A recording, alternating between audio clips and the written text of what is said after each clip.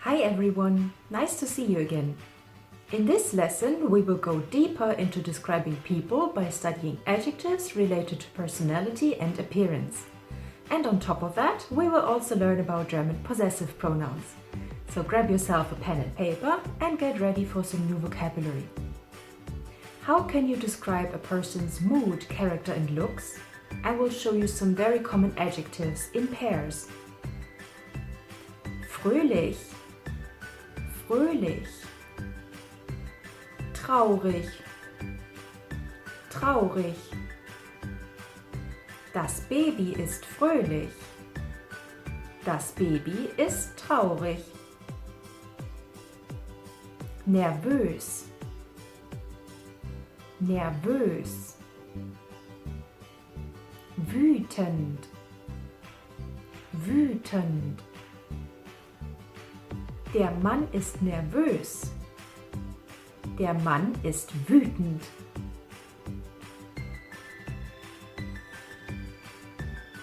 Nett, nett.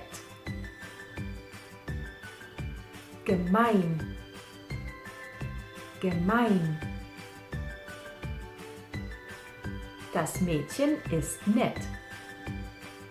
Der Junge ist gemein.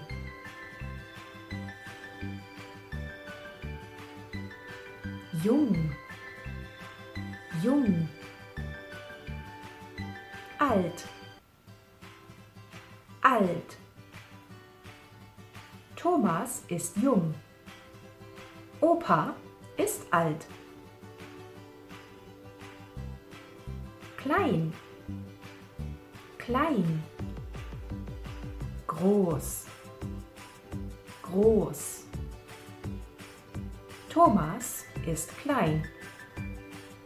Opa ist groß.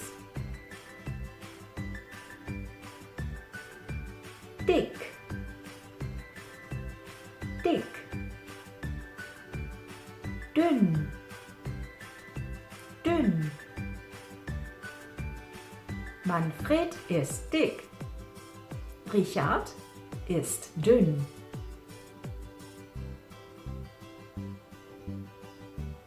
Fleißig, fleißig. Faul, faul. Die Schülerin ist fleißig. Die Studentin ist faul.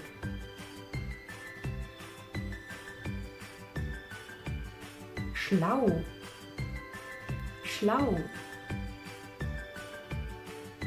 Dumm, dumm. Der Affe ist schlau. Das Huhn ist dumm.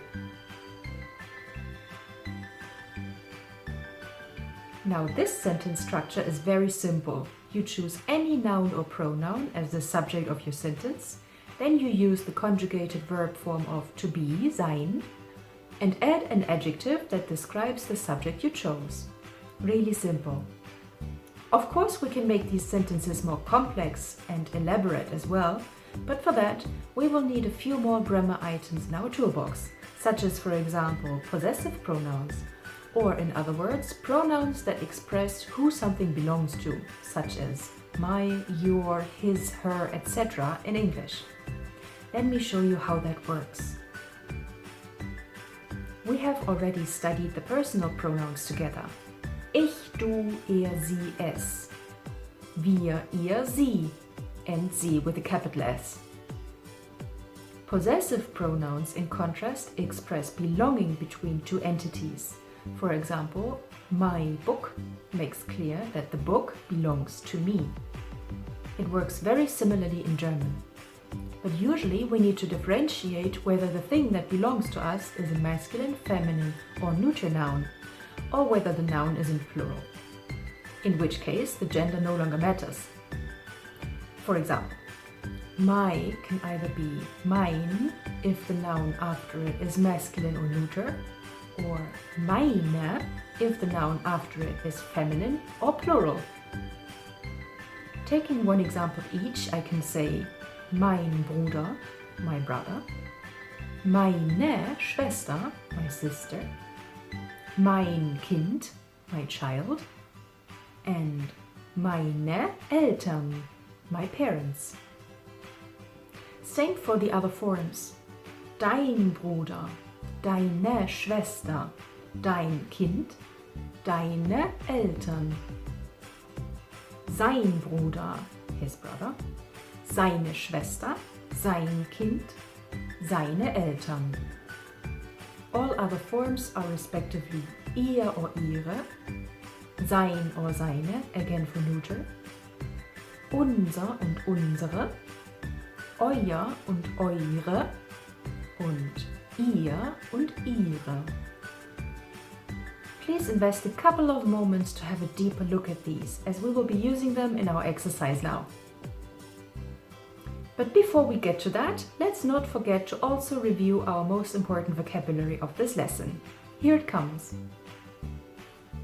Fröhlich, traurig, nervös, wütend, nett, gemein, jung, alt. And we have more. Klein, groß, dick, dünn, fleißig, faul, schlau und dumm. Now, of course, we would never actually use the negative adjectives to talk about people, right? But luckily, this is a language course, so I think it's pardonable to set aside the rules of politeness just for a moment and allow ourselves to just practice the words without actually meaning to offend anybody. So, since we already studied family members and now have several new adjectives at our disposal, let's describe a fictitious family and use our newly acquired possessive pronouns at the same time. Das ist mein Vater. Er ist groß und schlank. Und er ist auch sehr nett.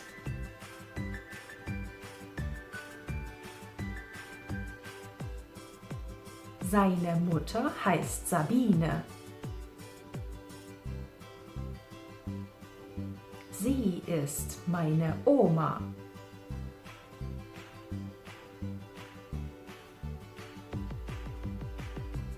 Opa und Oma sind die Eltern von Papa.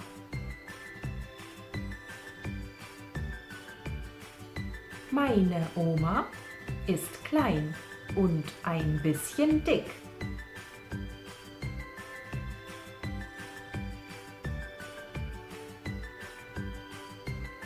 Sie ist alt, aber sie ist auch sehr nett.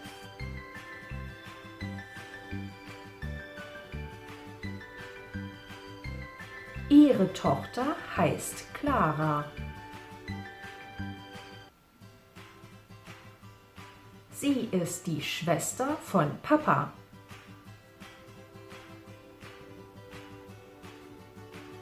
Papa ist also ihr Bruder.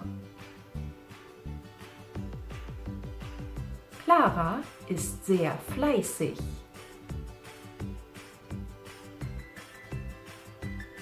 Aber ein bisschen gemein. Well done!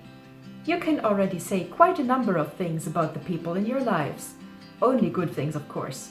But how do you actually say what something is not?